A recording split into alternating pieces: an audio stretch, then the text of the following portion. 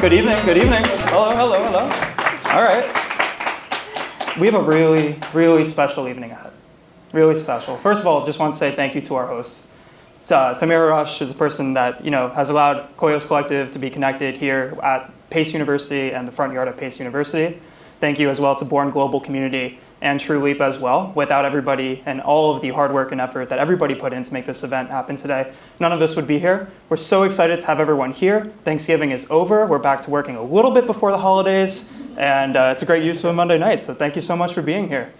Siya, wonderful. Thank you so much for being here as well. And it's a cold evening, so thank you for coming out here and attending this. Nice and warm, nice and warm. Thank you so much for being here. Siya, thank you for your time tonight. I think let's start by just asking you about how you got to your role. Education GTM at OpenAI, that's a role that maybe we couldn't have even imagined a few years ago. Please tell us about yourself. Thanks so much again for having me. So yeah, I think education go-to-market is such a new and unique role, especially at a company like OpenAI. And obviously we'll talk a lot more about what that looks like. But my story in education started when I was 18. I was in college and struggling with a question that many of y'all might be familiar with as well. Like, do I have the skills to get kind of like the job that I want, or like kind of build the life that I want?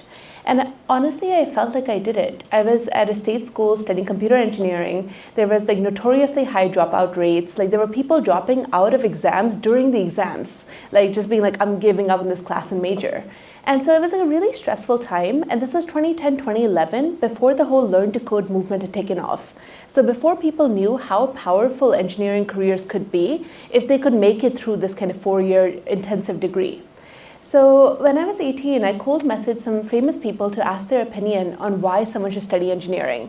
This was me trying to figure out, like, should I switch out? Should I go do a different kind of major? Like, I'm clearly a straight C student here, like it's not working out. And surprisingly, these people responded to me and asked me to meet them for coffee. And these are like a Nobel laureate, a Supreme Court attorney, a professor, economist.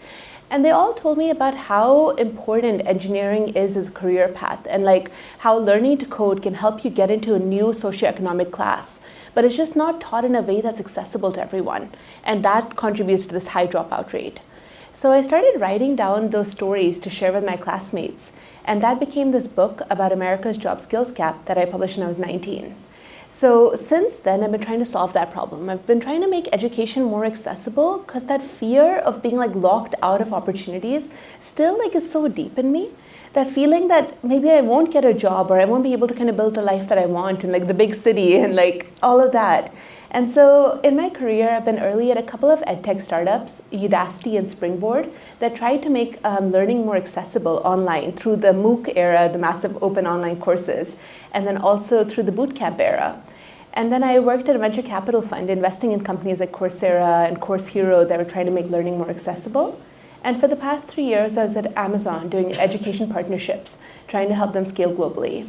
I joined OpenAI about 7 months ago to help build up our education vertical. And I'm currently working with a lot of different universities that are trying to become AI native. So ChatGPT, unbelievably, reached its 2-year anniversary. Only 2 years has ChatGPT been public, everyone. That's fascinating to me. The amount of impact that it's had on the world is stunning, of course, in only 2 years. November 30th, just a few days ago. When you first saw ChatGPT, did you think that there was an education use case for it?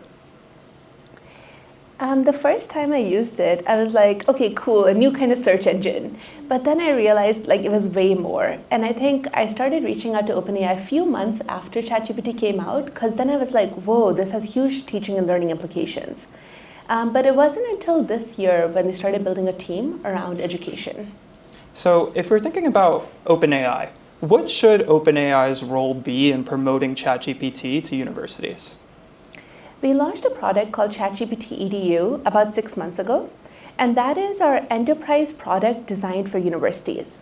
The idea is we're bringing a lot of security and privacy to the university ecosystem. So now like OpenAI models do not train on any of the data that is in ChatGPT EDU. So professors are a lot more comfortable sharing their information.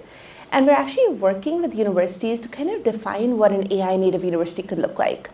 My job is to work with presidents and provosts to define that vision for their campus, to work with professors who build custom GPTs or custom AI solutions in their classes and across campus, and to work with students who drive the activation and engagement and kind of use that on a day-to-day basis. And so there must be some specific challenges that are being felt by professors specifically, right? I think that's something that no professor wants, is just to put their assignment into ChatGPT and to have ChatGPT write the entire essay, right? I think we can all agree that that's something that nobody wants.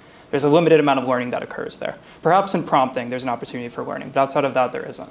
So how have you been able to help professors mitigate that while also promoting the use of ChatGPT in the classroom?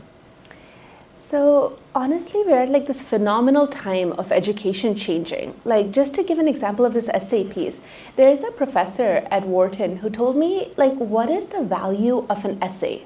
And just for context, for the past 15 years, an essay was always the final submission that his students provided him. But he's like, what is the actual value of that essay? It's not necessarily in the output, but it's in the critical thinking and communication skills that lead to that output. And that was like such a powerful thought, because what he has done now is he requires ChatGPT to be used in the classroom, and now he measures the number of prompts it takes a student to get to an essay that they're satisfied with. Some students are so good at prompt engineering that it takes like 2 or 3 prompts and they have a really good essay. And some students go back and forth like 19, 20 times to get to a good essay. And it's so interesting because your ability to articulate what you're looking for has become so essential in the age when like super intelligence exists outside of our brains. So, I was a college student not too long ago, but it was the pre-ChatGPT era, right? And I remember the very arduous process of research. How can you ensure, how have these professors been asking questions in terms of how they can ensure that the research that their students is doing is actually valid? Because sometimes ChatGPT isn't perfect these days, right? Absolutely. And honestly, neither is the internet, right? So there is Right. like the skill that everyone needs to learn. What we're doing to try to fix that is 2 things. One is we launched SearchGPT about 5-6 weeks ago, which scrapes the web, provides answers, and provides the links to where it got that information, so individuals can verify that. And the second thing is that custom GPTs are really powerful in this way because they only learn from the content that's shared with them. So what professors are doing is that they upload their case studies or their semester's worth of content to the custom GPT and let students engage with that finite knowledge. Finite in the sense like that semester's worth of content.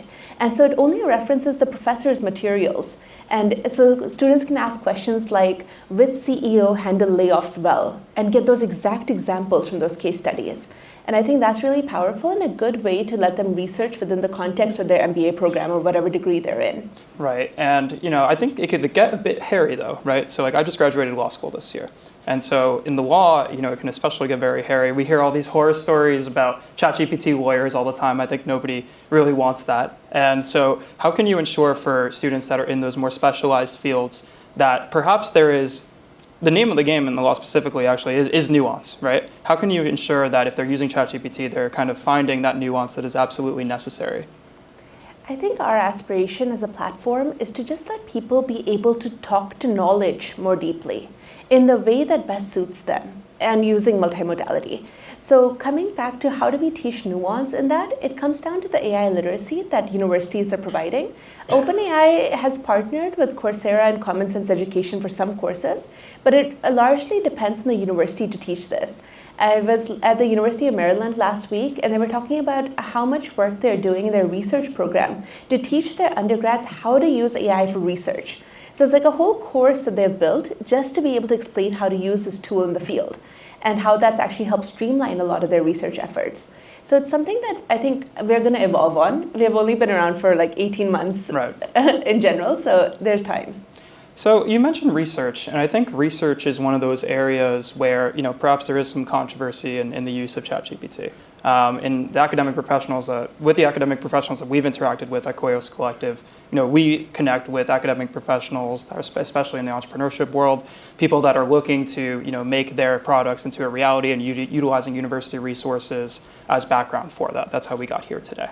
And so what we see is that there is for sure a stigma on the usage of ChatGPT in academic research, especially published and peer-reviewed academic research. Is there an official stance that you have or OpenAI has on whether it should be used in published academic research? It's not a stance that we have, but it's a use case we're seeing a lot of. Like a lot of researchers are using it as an additional tool in their toolkit. But what I find the most fascinating is researchers are using it to kind of think through like the questions that they should be asking, the data sets they should be going through, and also just using it to converse with data more effectively. One of the best use cases I've seen from a professor who does research at a university is that he uses his students, like he requires them to use custom GPTs to build different personas that they engage with in the research and basically have conversations with those different personas. So you take on the role of like a mayor or community organizer and just have very in-depth conversations about what environmental impact could happen to your city with these different personas' perspectives. And I think it's just broadening the thought process that will then let them do the research more effectively. So I guess, that's an interesting concept. I haven't thought of that before, using ChatGPT to simulate an audience. Could you elaborate more on how you've been able to promote that with universities? So this is actually one of my favorite types of use cases with AI. It's like these interactive simulations. We're seeing it in a couple of different ways. Negotiation classes in business schools all use it to practice negotiations. So students get some reps in before they come to the classroom. In career services, we're seeing this. So universities upload their proprietary information on how to get a job. So now students can practice like interviewing with a McKinsey recruiter or McKinsey partner and be able to be more comfortable when they get in place. And then there's a professor who actually uploaded all of his prior year materials and research papers. And he now actually talks to himself, like the virtual version of himself, and creates new content that way. And so I think like people are adopting personas using AI, but also embedding themselves and like talking to themselves in that way. Would you like that? So I'm just thinking about it now. Like we run this is also a media company, right? And so we have podcasts, we have newsletter, we have all these different things, right? And so my writing and my voice has been put out there for a while now. And I don't know if I kind of want my digital twin sometimes to be available to anyone. Perhaps I would want it for myself. Maybe I don't want it available to anyone. How can you kind of work to mitigate for the people that maybe don't want their digital twin to be possible? How could you mitigate that? Or does OpenAI even need to have a role in mitigating that? So the custom GPT the professor built was just for himself. He has not shared that publicly. So only he can talk to like virtual Dave, as he calls it. But yeah, I think like ChatGPT does not take on the persona and showcase that. So it's not like you can emulate Siya's words when you're not her. Okay. And I guess to, kind of keep this conversation going here, there's obviously not just OpenAI in this space, right? There's a bunch of competitors. I'm not going to name them, but we know who they are. How have you approached, working with these competitors? Has OpenAI or you in your role tried to work with these competitors at all in terms of providing a larger kind of collaborative experience on campuses to professors and students? Or have you all kind of said, hey, we're going to have OpenAI campuses, we're going to have Claude campuses? How has that been so far? That's an interesting question. So right now, internally at OpenAI, we're a very like research and tech focused culture. And so we don't actually think about competition as much because the teams think a lot about the potential of AI. Like we've created this framework of like our pathway to AGI, and we're like very focused on that. So as a company, we don't. And as like on the education team, we also don't. Like I'm sure our customers work with other companies too, but our goal is to just figure out how to help them become AI native with our platform. So I must ask about this pathway to AGI. So, if this is something that is, within the lore of OpenAI and employees are aware of it, how have you found what the education role of the pathway to AGI is? The education role, like in the sense, like all of our models keep getting better, and our goal is to help translate that into what works in learning and teaching. So I spend a lot of time with the professors trying to help them understand what these new launches like Canvas or SearchGPT can do for their work. Okay, and I guess it's important to think about the drawbacks too, though, Siya. If every campus becomes an OpenAI campus and everyone has the same viewpoint that's kind of brought out to them, of course those viewpoints can change. As we've said, you can customize the GPT to be coming from the voice of whoever you want it to be, even yourself. But perhaps the vast majority of students maybe wouldn't even take the time to do that, right? And that presents a real risk in terms of the context of critical thinking and critical thought generally. That's something that is super important, especially on college campuses, right? Colleges, in my opinion, should be teaching their students to think critically about the world around them. It is the time of life where you have the opportunity to be able to engage critically with the things around you, especially if you're not working at the time and you are primarily in your studies. how can you ensure that there's a world where there is still a diversity of thought if there are these, let's just call them OpenAI approved campuses?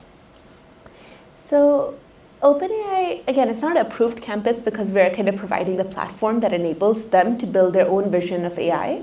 But with that said, I honestly I've worked in education for 12 years, and personalized learning was always the holy grail, where if we accomplish this, it's going to change everything. And honestly, I think we have. I have a personalized tutor that I talk to every day. ChatGPT knows about my goals, it knows about my projects, it knows about my long-term aspirations, and it helps me track my skills towards getting there. And I think that's really powerful if we teach our students how to use it effectively. One of my favorite ways that I use ChatGPT is sometimes I give it a project I'm working on, and I'm like, can you help me elevate my thinking here? And that's something that actually, for 10 years, I've been trying to elevate my thinking as I move through my career. And now ChatGPT can have conversations at a whole different level with me. And I highly encourage everyone to try out this one prompt of just being this is my career so far, just share some bullets, share your resume, LinkedIn, whatever, and be this is who I want to become. What is the roadmap to getting there? And you'll be so surprised by how precise and specific that roadmap it builds for you is. It told me about organizations I should join that I didn't even know about, but were so valuable. And so coming back to your question, I think we need to be able to teach students how to use this. Because, obviously OpenAI did not invent cheating. People who want to cheat will find a way. We used to cheat on Chegg before, now OpenAI, I get it. But for people who want to elevate their thinking, it's a huge opportunity to be able to engage without having a personalized tutor, which is human. So I guess another point here is that the definition of education is changing too, right? People are not just looking at institutions of higher education as the main places where, critical thinking and creative thought is going to be furthered in this society, right? There is, for better or for worse, a rise of people that are starting to get engaged with critical issues on YouTube, for example, or even Twitter, and people are using those to learn different things. How can you ensure in your role, right, that the definition of OpenAI's go-to-market strategy isn't leaving those out? Because that's a critically important part of society too. And if I'm not mistaken, I think OpenAI is seeking to impact the whole world, not just the larger institutions of the world. Absolutely. So what's really interesting is that the number one use case for ChatGPT, not ChatGPT EDU, but just ChatGPT, is actually around learning and teaching. So people are doing this on a regular basis, even outside of universities. And I think we need to figure out, what I'm hoping is going to happen is that professors are going to create custom GPTs for the public and let people engage with content in a lifelong manner. And hopefully the online courses, a lot of which I've helped build over the years, will actually tie in with AI in this kind of way and let people engage with all sorts of knowledge on the internet more deeply. So, but it's not a current part of OpenAI's education GTM strategy though. Not part of the current work that we're doing, but it's definitely on the roadmap. Yeah, because for better or for worse, there's a whole generation of Gen Z that is learning from TikTok every day, and I think we just have to deal with that. That's not going to go away anytime soon, and I think that would be pretty relevant. But you're aware of it, and you're here, so we're happy to have that. I guess thinking about the next steps then is that there's another trend that's going on that people are actually Gen Z is also citing for trade school more than their previous generations had. I think that this is a super important thing. I actually went to a high school that included technical capabilities. Mine was in the culinary arts and participated in programs like Skills USA that included different programs. And you go down to this place in New Jersey and they had people doing masonry, and it was crazy. And that was really important at the time. But actually statistically, I don't know if everyone here is aware, but those type of trade schools have actually increased in their enrollment in recent years. And this has been a trend that I don't think any of us could have thought of, especially in the context of, as we're talking today, perhaps the educational system may be getting easier with AI. So do you have any thoughts on how OpenAI can impact the trade school market in that type of alternative education? Yeah, I love that Gen Z is called the tool belt generation. Yeah. Very cool. So how AI is being used right now actually is that to help teach and understand different aspects of the trade work, it's actually really good for conversations and also simulations that might be too dangerous to do in person. And I think that's like remarkable. So being able to have conversations, understand that more deeply, and also just take photos and kind of be like, what could be going wrong here? A professor was telling me that his car actually broke down, and he talked to ChatGPT about the reasons of why it could and saved a lot of money in the car repairs. So people are having these daily conversations, including in the trade fields, and I think that's just going to continue to grow. Have you started to get involved with that though? Has OpenAI like actually tried to prioritize this so far? Because you are aware that Gen Z is a tool belt generation, so that's awesome. Yes, it's definitely part of the mandate for my team. And it's something like basically our team has been around for 6 months, so we're kind of scaling up and figuring out how to cover all of education. Amazing, amazing. Yeah, education is everywhere. Of course, beyond higher education is K-12 education and secondary schools. I guess if we're thinking about that, how has OpenAI tried to engage with high schools so far? Because that's a critical part of the American experience here, high school. Yes, we're working with a lot of teachers in K-12 school districts. So supporting teachers who are like the knowledge workers of their classroom communities better with AI tools. And honestly, a lot of school districts are curbing like teacher burnout with AI, which is so interesting. I hadn't like made that connection prior. But what's happening is that teachers are using it to do like lesson planning, quiz grading, those kind of like activity building kind of work that they do in the back end, and spending more time with the students. One teacher actually wrote this is a teacher in Arizona at a school called Agua Fria, and she wrote about how like a 5th grader came up to her with like a social situation, and she turned the student away because she had to lesson plan. Then she realized that she can actually use ChatGPT to lesson plan, and actually went and spent time with the student. And she writes that I got into teaching to like mentor and inspire students. I didn't get into it for lesson planning, and it's letting me actually focus on the things I care about more. And I think there's still a lot of like education we have to do for K-12 teachers and helping them better understand how to use AI in the classroom. But I am excited about the potential there. And so you are targeting teachers, which means that perhaps there is not a ChatGPT for kids component yet. We don't have a ChatGPT for kids component. We do have a head of youth who has joined, who's kind of thinking through what that could be. So, I guess if we've thought about that a little bit, if we could just like dream it up for a second, that's what we like to do on the show, is think about the hypothetical future that we could be in. If there was a ChatGPT for kids, what would you try to prioritize in it?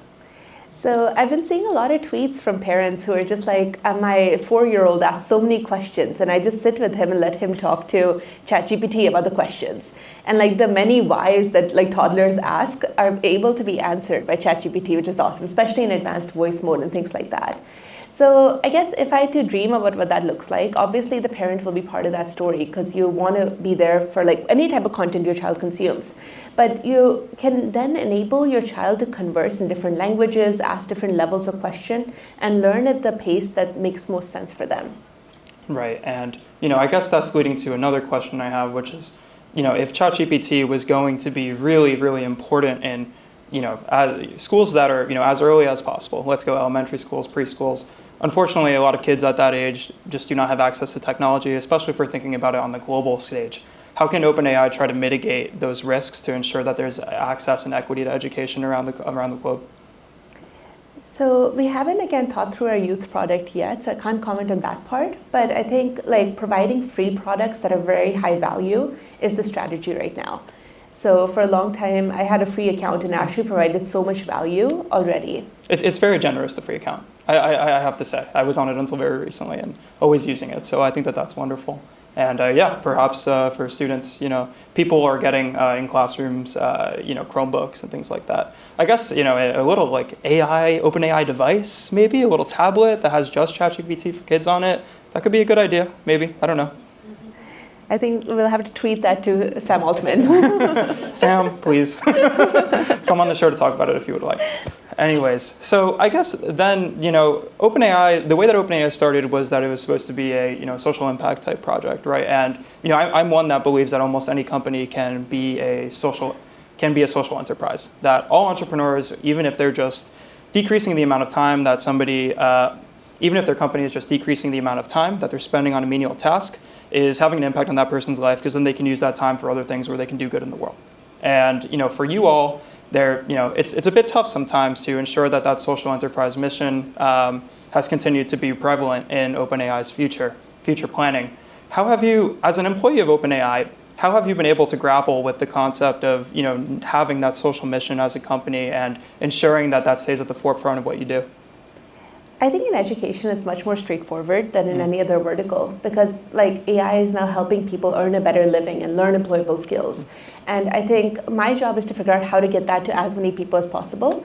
Like there's a consulting firm that did a study that showcased even that the lowest performing consultants started performing at the highest levels after they had AI. And that actually alarmed me in a different way that like what happens to people who don't use AI on a normal basis? Like it feels like they'll get really left behind. And so something that keeps me up at night is how do we help like all universities and students be able to utilize that more effectively? Right, and I guess in the context of thinking about external impacts on OpenAI's work, especially in social impact, I would be remiss if I didn't ask about the upcoming administration and potential impacts on the Department of Education and perhaps the defunding of the Department of Education and how that would affect your work. Has that been relevant in your work at all so far? Have you all thought through a plan for that? So OpenAI's policy team is working with the Trump transition team. I don't see it, I mean, as like taking off my OpenAI hat, putting on my EdTech hat, I don't think it's going to really impact this piece. In terms of universities will continue to function, provide these tools. I think K-12 school districts will hopefully get more funding from the state level and more support from the state level. But I think that we do need like good AI mandates in education, which we are going to have to work towards. What do you mean by AI mandates in education? So like, I think it's really important that universities and school districts kind of define their own AI vision. A lot of the universities I work with are like so smart about like where they want AI to be used, where they don't. And I think it comes down to each individual university to define that. And the reason is it shouldn't come from a tech company. I think it should come from the universities that understand their students and community the best. And so I think it's very important that at whatever like level that's segmented at, they do it effectively. So for schools, whether it's at the superintendent level or whether it's at the principal level, like they figure those things out. And so at the municipal or the state level, if those levels gain to have more power on the types of content that students are getting, are you worried at all that there could be information controls that are part of these custom ChatGPT components? Maybe, but also like OpenAI is also a free product. So I mean, I think that people who want to learn and access it will still be able to. Right. Okay, excellent. So if we're trying to think about the future of AI and education, what are some predictions that you have for where we're going next, even outside of the context of OpenAI? So my current thinking around this, and again, might change, but my current thinking is that an AI native university will have multiple AI touch points across the student experience. So once you come to campus, you'll have an orientation GPT that'll help you navigate like the orientation context of campus. You can ask questions like, how do I change my roommate? Or where's the best pizza place in town? And be able to understand that more easily. You'll go into classrooms that'll have like custom GPTs built for the content. So you can ask questions like, how is the stats term relevant in the real world? Can you create sample quizzes and exercises for me? You'll go to career services where you'll practice, like we talked about, like with McKinsey Recruiter, McKinsey Partner, be able to improve your resume and career story more effectively. And all of these touch points will like weave together to make it so easy for individuals to engage with the knowledge of the campus. So I think that's the current thinking, and a lot of universities are actually heading towards this already with a lot of these touch points built in. And I'm excited to see how that grows. Excellent. And one of your other hats outside of OpenAI is that you are a GP of Pathway Ventures, correct? And so what do you look for in founders? We have an audience, especially a lot of people in the audience today who are founders. What do you look for founders? I'm not sure if you focus on EdTech or not in that role, but if you are in EdTech, if you're seeking EdTech founders, what would you look for among EdTech startups, especially in the AI world? So Pathway Ventures only invests in education and workforce, thinking about economic mobility. I started this with my friend Taylor Stockton a couple years ago. He's also deep in EdTech, and we're passionate about helping founders. The thing that matters the most to us is like the founder's story of like why in the startup. Like obviously it's a long journey, but I actually love hearing people's stories on like why education, because everyone has some sort of education story. And like I think that the most powerful stories, like those that are fueled by like some sort of injustice or fueled by some desire to fix a broken problem, which a lot of education is, make for the most compelling founders. So I love telling my education story and hearing others. Is there an AI trend that you're seeing among founders that you think is overblown right now? I think we've gotten a lot of math rappers in the Okay. past, math learning rappers. I don't think we need any more. And also OpenAI launched O1 Reasoning. Like basically, there's a lot of competition in that space. So I would advise against that. Okay. And we always like to think about this one question on our show. We always kind of end with this question. If you were to change one thing about your career so far, what would it be? Oh my gosh, honestly, there's so many that it's funny because behind every LinkedIn profile that you think is cool, there's so many opportunities that didn't work out for them. And when I think about every career move I've done, must have applied to 100 places and those didn't work out. So yeah, I don't know if there's one tactical change I would make, but I think the skill I've learned is just insane resilience at every point of that. Okay. And thinking about OpenAI's role in the New York City ecosystem is also, I think, very relevant, is with you all opening the new office here. It's incredibly exciting. As someone who, grew up just a few miles from here, it's always great to, see this tech scene, growing. How do you feel about New York? Where is New York going to go? Is New York going to be the AI hub? Why did OpenAI, if you can speak about it, why do you think OpenAI chose to invest in New York specifically? I attended a talk by one of the MongoDB co-founders and how long bullish he's been on New York. He created MongoDB obviously 15, 20 years ago in the city. And he talked about how wonderful a place it is to live and how he wanted to provide people the opportunity to do that. So I'm really grateful OpenAI has an office here. All of us were traveling a lot to SF until now, but it's really cool to be able to live here, and hopefully the office is going to grow in the number of people we hire here. And hopefully OpenAI continues to, be involved in events like this, or employees at OpenAI continue to be involved in events like this, where we can, have people connect with each other and also tell the OpenAI story here. I think that's really, really relevant. Siya, thank you so much for your time today. Thank you, Siya. If you enjoyed this interview before we get to Q&A, we are Coeus Collective. I'm co-founder and CEO. We do interviews like this. We are at the intersection of business, technology, and culture. Email newsletter, podcasts, we're on YouTube and Allspot, all the different podcast platforms. This will also be released as a podcast, so keep in mind for people that aren't here, feel free to share the link there. And we'd love to connect with you, whether you're a founder, investor, or anybody else that is in this ecosystem. We see it as our responsibility to be able to share the stories of the next generation of great people in technology. So thank you.